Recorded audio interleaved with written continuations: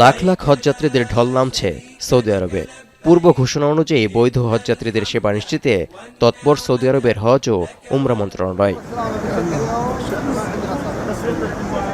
এরই মধ্যে হজের অনুমোদন ছাড়া মক্কা থেকে মদিনা যাওয়ার পথে 4 ইন্দোনেশীয়কে গ্রেপ্তারের বিষয় নিশ্চিত করেছে কর্তৃপক্ষ। তারা কোরবানির পশু জবাই পরিষেবা দেওয়ার মিথ্যা দাবি করে হজ যাত্রীদের সঙ্গে প্রতারণা করছিল বলে অভিযোগ রয়েছে। এই ব্যক্তিদের পরিবহন সেবা দেওয়ার অভিযোগে গ্রেপ্তার করা হয়েছে এক মিশরীয়কেও। হজ মৌসুমে হজের পারমিট ছাড়া মক্কা মদিনায় অবস্থানের দায়ে $5,300 জরিমানা, জেল অথবা সৌদি আরবে 10 বছরের জন্য পুনঃপ্রবেশ নিষিদ্ধের বিধান রয়েছে। হজ যাত্রীদের ফ্লাইট শুরু হওয়ায় দেশের শুল্ক ব্যবস্থা নিয়ন্ত্রণ ও জোরদারে নতুন নীতি ঘোষণা করেছে সৌদি আরবের হজ ও উমরা মন্ত্রণালয়।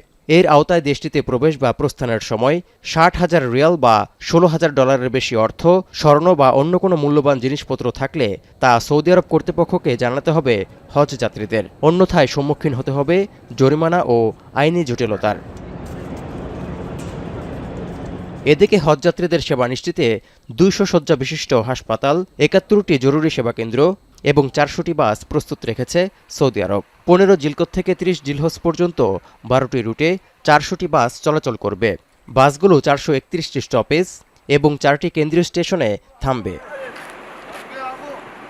এছাড়াও প্রশস্ত ফুটপাত এবং ছায়াযুক্ত হাঁটার পথ নিশ্চিতের মাধ্যমে হজ যাত্রীদের সেবার মান উন্নয়নের চেষ্টা করা হয়েছে। পথে ছায়া নিশ্চিতে লাগানো হয়েছে 10,000 গাছ। এছাড়া 400টি নতুন ওয়াটার কুলার স্থাপন করা হয়েছে।